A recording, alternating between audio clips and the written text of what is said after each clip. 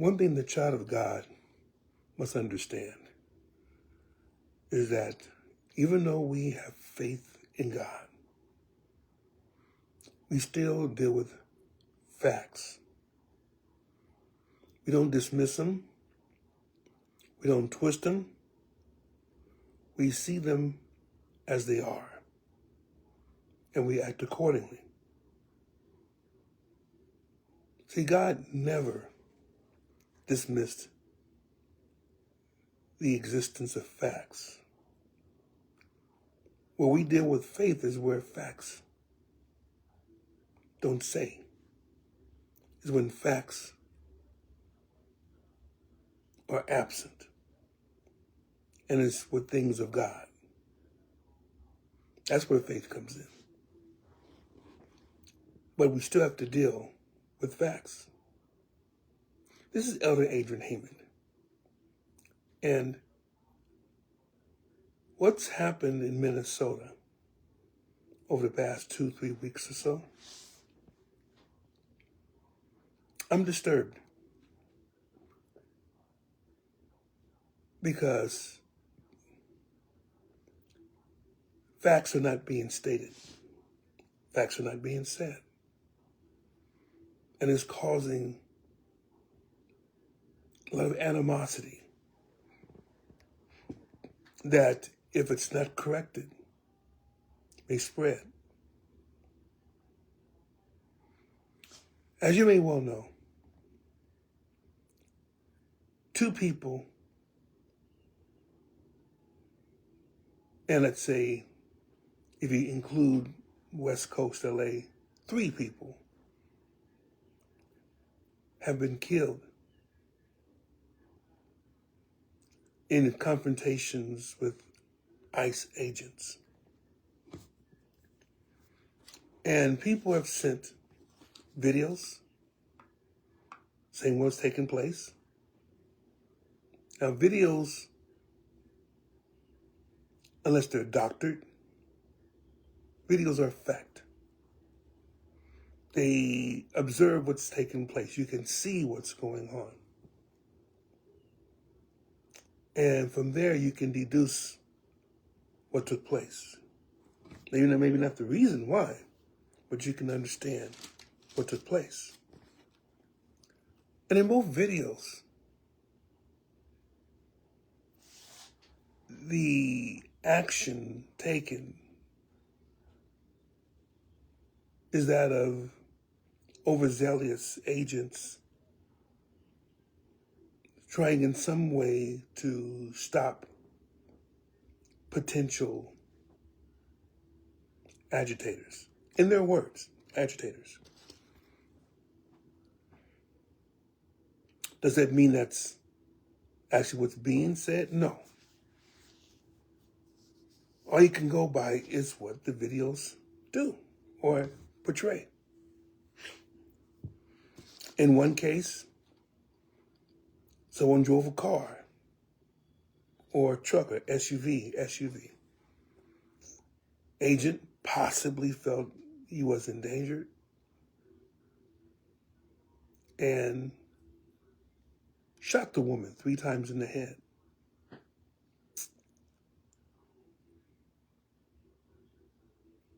In the other case, agents had pinned down this man. Someone said, there is a gun. Didn't say it like I just said it, but in an excited manner, there is a gun. And very shortly after, at least one and probably several agents emptied or put quite a few bullets into that man. I think I hear 10. Now, was the guy carrying a gun? Yes. Could he have used it? That's what they're trying to find out. The reason why I'm disturbed is not necessarily the videos, not necessarily the fact that there are dueling narratives. One dealing with the side of the ICE agents, the other one's dealing with the side of the people who are now deceased. But two things come to my mind. Number one, these are things that have happened to the Black community. And I think that's also something that is people don't really say that very much. But we have to understand it. And you understand why those who are Black respond in such a way. These are the same things that have taken place over the years. It's gotten better because of reforms that have been taking place in police departments all across the country. But you still hear them come up. Otherwise, we wouldn't be protesting how one person allowed a man to die, putting his knee on his neck. How another person died because of a incorrect enforcement of a warrant. And they shot the person in their room and it was the wrong person. These are things that tends to happen to people of color. But the two, and also the one in LA was a person of color. People are not saying that much about him, but that also should be looked at as well.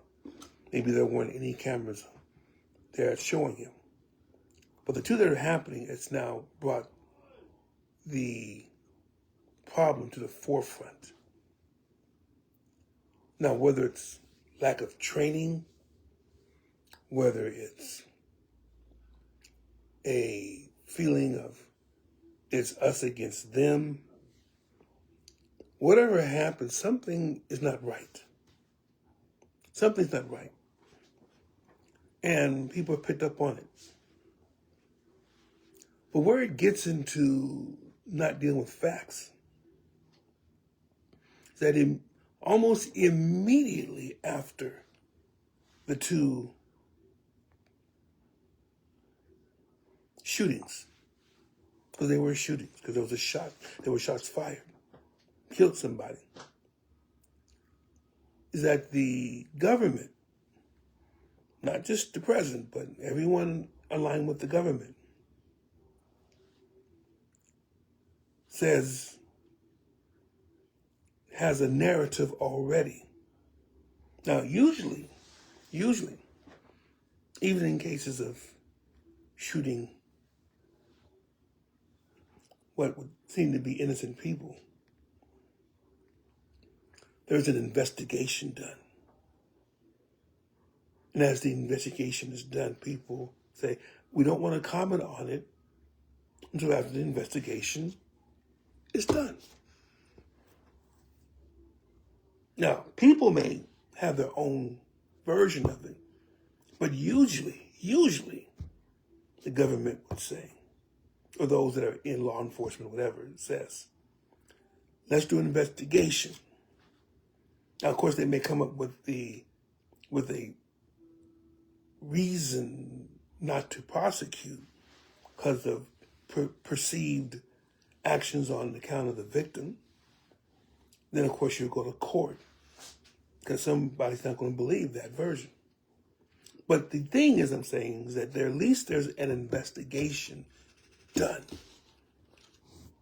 In this case, merely 1-2 hours or so after the incident has taken place, the fault is put directly on the person who's killed. And the one with the woman that's killed, it's the car was charging after or was about to run over or did run over the ICE agent, whereupon he defended himself and shot the person. Now, usually that doesn't happen, that narrative. That narrative is usually held back until there's a thorough investigation, but not in this case. In this case, the person who was killed is fingered for causing the incident. And in the other case, the man who was killed, the fact that he had a gun That essentially he had a gun, he was threatening officers, and therefore they emptied 10 shots into him. This is the narrative that is being spoken of, again, arising a mere few hours after the incident takes place, instead of doing an investigation of what took place. It's one thing for amateur people to come and film it with their cameras and so on. It's another thing for the government, law enforcement, to take a story and spread it around. That is my concern. Because as it was done in earlier times to people like me, to others who are considered disadvantaged or underrepresented or even of a different group, something that we had faced all the time. Investigations are done, but they're not thorough about it because there's an agenda. The person was fighting. The person was running away. The person was on drugs. The person didn't want to be caught. And so he had to shoot that person. And usually those type of incidents what took place, where you really just had the camera angle of the police officer, if they had a camera. Many times they don't. And so therefore the story was with the police officer, because the idea in this country is the police are always right. And so we go for their point of view, not knowing that, understanding that police are human, police have prejudices like everybody else, and police have instincts of self-preservation, like everybody else. I'm not saying that the police are inherently demonic or satanic or whatever, no. In the vast majority of cases, they do what they're supposed to do. They protect the law, or they enforce the law and they protect the people. But in these cases, that didn't quite happen that way, that someone lost their life. Now, understand this. The other agenda that comes with is that obviously it was the person's fault. The person had a gun. He shouldn't have had a gun. Or the person drove the van. Drove the SUV. Shouldn't have started driving the SUV. What do you expect? They were doing something. They were disrupting officers doing their duty. So what do you expect? That's why, essentially, and we do it half jokingly, but I know whenever we talk about assume the position. I know I said this once before, but I just keep coming back in my mind that we have to tell our sons and daughters to don't do anything at all that may cause an officer to shoot you. Don't do anything at all. We have to have that talk. We have to make sure that they know, so that they will come back to us in the evening. And they will be back to us. They won't have to worry about thinking someone is involved in this situation is that person, one of our sons or daughters, that has gotten the worst of it in the ultimate matter. Now, I'm not sure if anyone else has to do that, have that talk, but we do. And what it's saying right now is that talk has been expanded to not just include minorities or people of color or whatever you may want to call them, but it also includes people whose idea is to oppose the policies of deportation, number one, but really number two, of doing indiscriminate arrests, based upon a person's color or language. Not stopping for the fact that the person may be legal. In other words, they may be documented. There may be a reason why this person is in this country. And of course, some may be actual citizens.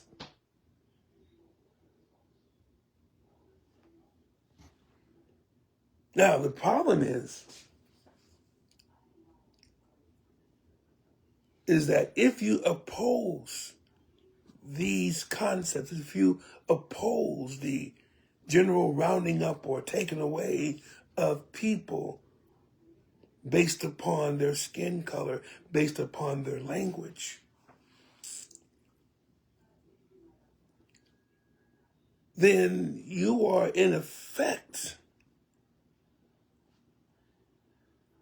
you are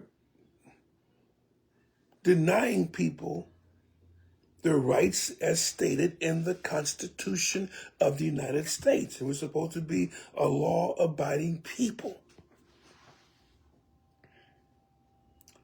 The reason why I'm pretty passionate about this is because it can happen to anyone. Now it's not just the black folks. Now it's not just the Latinos. But it's to anyone that opposes the message given that anyone who's not a citizen can leave this place or should leave this place. And that includes both documented and undocumented persons. And to resist this is to incur the wrath of ICE agents who I do not believe are trained enough to de-escalate a situation. Therefore, someone dies. And that, to me, is a disgrace. Even if they are found guilty of something, the thing that, of course, as a saint of God, I understand power lies in the government. It's ordained that we should follow the laws of the government. But remember, the disciples, the apostles, also ran afoul of the law. And they died. Doesn't mean that who killed them, that it was okay with God. And that's what I want you to think about as well. Could we have done this better? Could the person have dealt with the situation in a much more peaceful manner? Instead of, and again about it, with the person that had a gun. The person had a gun, but the question is, was he reaching for the gun as he was on the ground? Because he was on the ground. He was on the ground. Not the best position to be in if you want to shoot somebody. He's on the ground. And people had already sprayed him with tear gas or whatever it was that they sprayed him with. But the shot goes out. He has a gun. And shots automatically ring out with this person who's on the ground.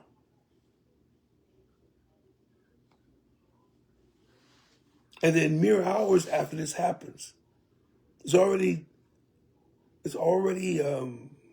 said this person was a domestic terrorist. I also talked about the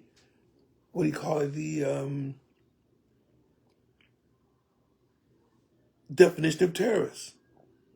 Terrorist is not one that disagrees with you. That's not a terrorist.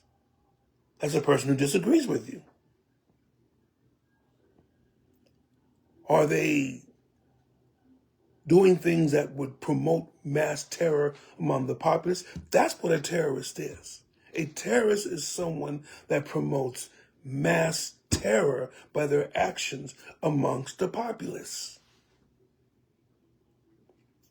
Now, there are people that may be dangerous, but they're not terrorists.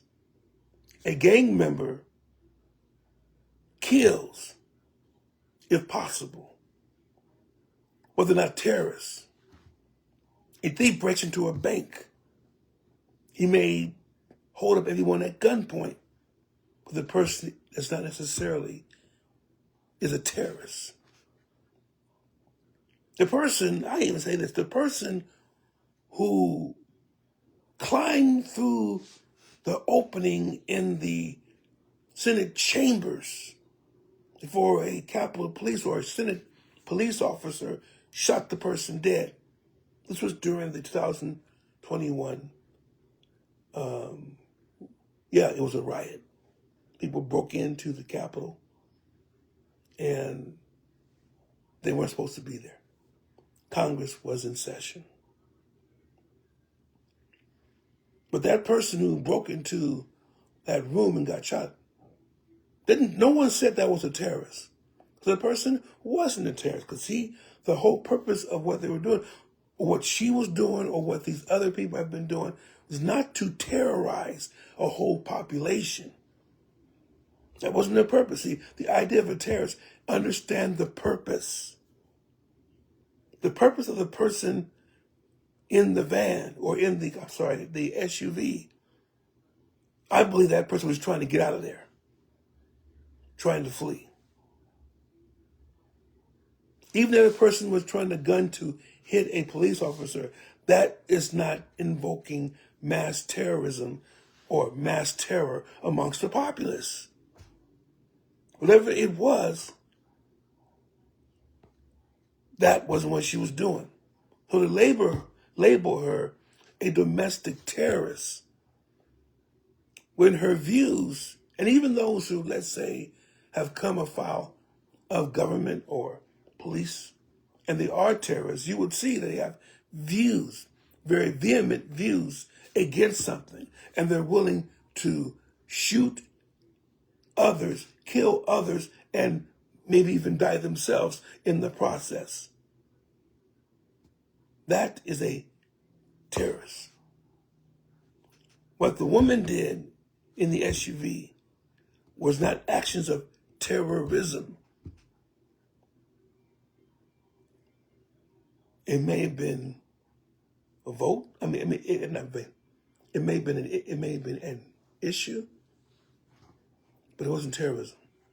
The man on the ground, was he a terrorist? Was he labeled one when he was shot and killed by the police? The whole point to all this is we have to be careful, saints of God, about labeling people. Jesus would not have labeled people. Remember, he hung out with publicans. He forgave an adulterer. He healed those that were outcasts due to their leprosy.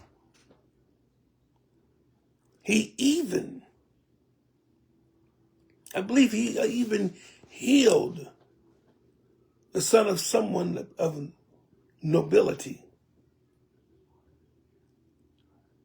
I think he even healed someone who was a servant or whatever. I believe it was a servant of a Roman centurion who was probably hated amongst the populace, being the occupying force.